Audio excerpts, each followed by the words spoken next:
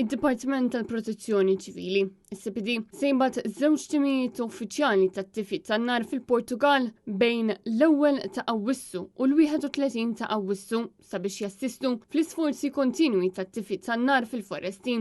B'kollox 40 uffiċjal se jieħdu sehem f'din il-missjoni internazzjonali li qed issir permezz tal-mekkaniżmu tal-Unjoni Ewropea għall Protezzjoni Ċivili. Dan il-mekkaniżmu jippermetti lill istati membri jkoordinaw l-assistenza b'mod rapidu u effiċjenti waqt l-emerġenzi, fil-waqt li jsaħħaħ il-kapaċità kollettiva tal-Ewropa biex tirrispondi għal diżastri naturali. Iż-żewġ timijiet Maltin se jaħdmu mill-qrib mas-servizzi tat-tifi tan-nar Portugiżi biex isaħħu l-kapaċitajiet operattivi tagħhom u jagħtu kontribut dirett fl-operazzjonijiet ta' kontroll u tifi tan-nar fil-foresti. Id-Dipartiment tal-Protezzjoni Ċivili għandu esperjenza estensiva f'missjonijiet internazzjonali taħt il-qafas tal-Unjoni Ewropea għall Protezzjoni Ċivili. Fl-aħħar snin, timijiet Maltin ġew skierati biex jassistu fl-operazzjonijiet tat-tifi tan-nar fil-foresti fil-Greċja, fit-Turkija u fil-Libja.